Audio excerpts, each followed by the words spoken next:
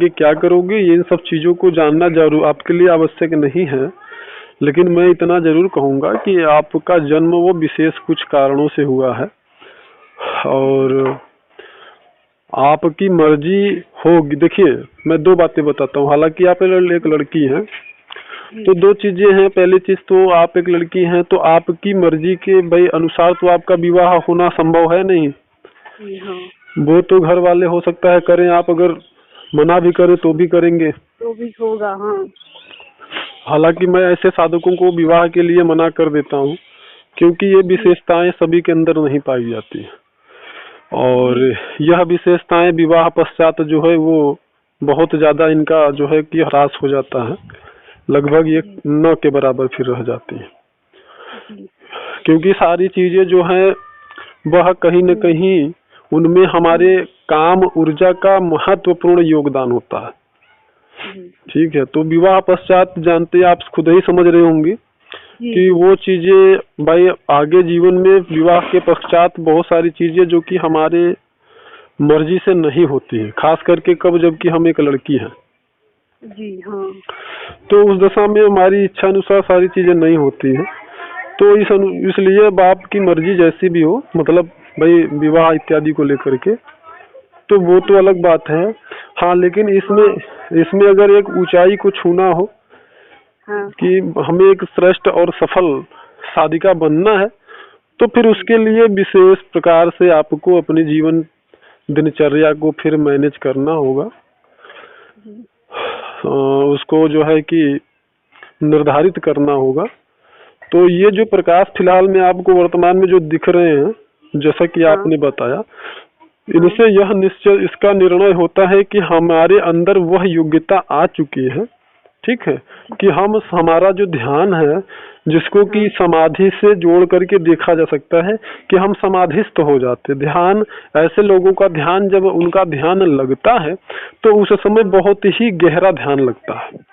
फिर वो आसपास की वस्तुओं को भूल जाते हैं, वो खुद को भूल जाते हैं, वो अपने आप के स्वरूप का विस्तार होते हुए देख सकते हैं कि हमारा स्वरूप जो है वो बड़ा हो रहा है, हमारे शरीर का आकार जो है वो बढ़ रहा है।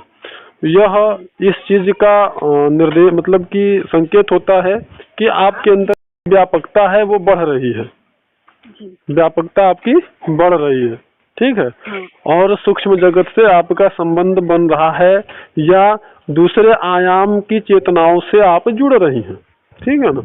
तो इसमें स्थिति में ऐसा इसलिए होता है जो कि हमें प्रकाश दिखता है अलग अलग प्रकार के। हमें जो 5 तत्व होते हैं ना, 5 तत्व, यानी आकाश से संबंधित जो कलर होता है वह नीला होता है, और पृथ्वी से संबंधित जो कलर होता है वो पीला होता है, और अग्नि तत्व से संबंधित कलर लाल होता है, जल तत्व से संबंधित कलर हरा होता है, और वायु तत्व से संबंधित कलर सफेद होता है या धुंध जैसा होता है, ठीक है ना।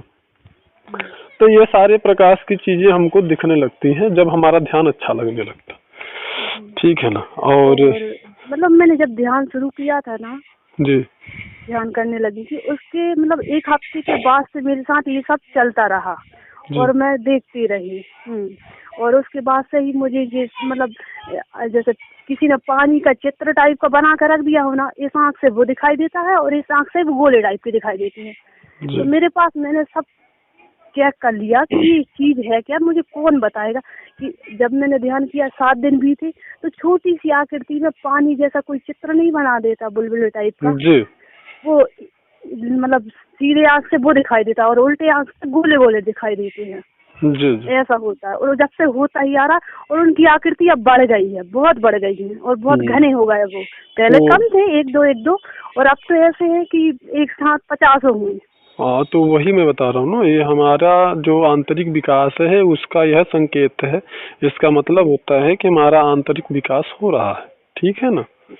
और ये जो मंत्र है आपका, यह मंत्र आपको कभी लाल अक्षरों में लिखा हुआ दिखा है, अग्नि अक्षरों में लिखा हुआ आज्ञा चक्र पे? अच्छा, अभी नहीं दिखा?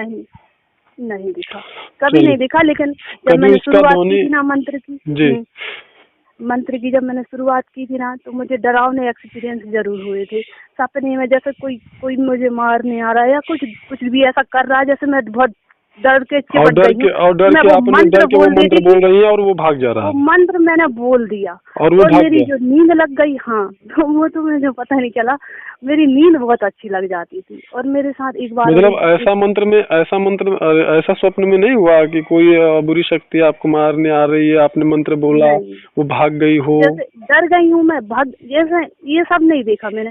जब मुझे डर लगा कि कुछ है मेरे आसपास, और मैंने वो मंत्र नींद में, सपने में कई बार बोला। और एक बार और मैं सो रही थी, तो जैसे हलीमा होती ना, ऐसा मतलब मुझे प्रतीत हुआ कि मेरे आसपास कोई चलते हुए छम छम करते हुए आसपास चला, और मैं डर गई। और डर के मैं हे माँ ऐसा करके कोई मंत्र बोल के, और मैं सो गई। उसके बाद में मुझे नहीं पता चला कि मेरे आसपास कौन था, क्या था। ये मैं नहीं देखती, मैं तो कहती हूँ अपनी रक्षा पहले करो। और मतलब वो मंत्र बोल के और सब हो जाता। और एक हफ्ते पहले का सपना बता रही हूँ गुरु जी आपको। मतलब जैसे दीप जल रहे हैं, 20-25 दीप जल रहे हैं, तो उनमें जो मतलब थोड़ा दूरी छोड़ के वो दीप जल रहा है, और एक दीप में मतलब अलग अलग आकृतियां बनी हैं, और एक, हाँ, और कोई पूजा करा रहा है हमारे, कोई पूजा करा रहा है, और वो बोल रहा है कि नैन तारा देवी। अब ये नाम मेरे अंदर बस गया। मैंने कहा ये क्या है, कैसा सपना है। और सपने में और एक चीज और होती है मेरे साथ। मैं मतलब सो जाती हूँ, और पता नहीं टाइम का मुझे नहीं पता रहता कि ये बज कितने रहे हैं, और मेरी आंखों के आसपास है ना अजीब अजीब से चित्र से नजर आते हैं। कहीं लाइट हो, कहीं मतलब जैसे कोई पानी में पत्थर फेंक देता है तो वो कैसे अलग अलग हो जाता है, इस टाइप का मेरी आंखों के सामने रहता है। और फिर अपने आप नींद लग जाती मेरी। क्या होता है भगवान जाने। नहीं, ये सब आपकी साधना, आपका जो मंत्र है ना, उसी का प्रभाव, उसी से संबंधित ये सारी क्रियाएं हैं, ठीक है ना। और अभी वर्तमान में आपको लाइट वगैरह जो दिख रहे थे वो मैंने आपको बता ही दिया क्यों दिख रहे हैं। दूसरी बात जो कि आपको डरावने जो अनुभव होते हैं, डरावने एक्सपीरियंस होते हैं ना, वो पहले होते थे, तो मैंने बता दिया। नहीं, वो क्यों होते हैं वो आप समझ लीजिए। ऐसा नहीं होता है कि कोई भूत प्रेत या फिर बुरी शक्तियां हमें जो है मारने के लिए आती हैं या हमें परेशान करती हैं, ऐसा इसलिए नहीं होता है। बल्कि ऐसा इसलिए होता है कि जो माता आदि शक्ति काली है वो तमोगुण की अधिष्ठात्री देवी है, ठीक है ना।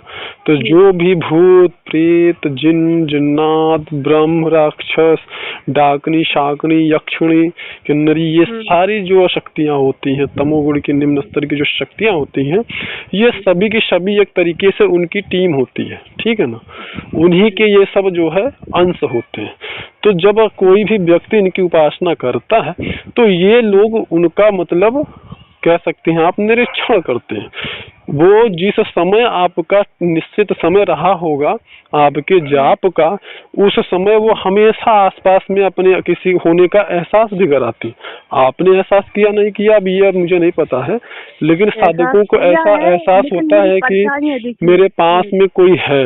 कभी कभी परछाई दिखना काले रंग की हल्की हल्की, और कभी कभी किसी के पास में होने का अनुभव होना, इस प्रकार की चीजें कभी कभी विचित्र और डरावने, कभी कभी विचित्र और डरावने टाइप के अनुभव भी, आवाज भी आपको सुनने के लिए मिल सकते हैं, ठीक है ना। तो ये सारे अनुभव होते हैं। घूमने के लिए आऊंगी ना रात के टाइम, तो ऐसा लगेगा पीछे कोई है, वही मैं बता रहा हूं, लगेगा पीछे कोई है। तो ये सब उनके अनुसार करूंगी ना जी, तो जैसे कोई चित्र नहीं दिखाई देता, जी परेशानियां होती है ना, उस टाइप में कुछ दिखाई देगा। ये क्या है, जो भी है इसे हटाओ, अपना ध्यान आगे बढ़ाओ।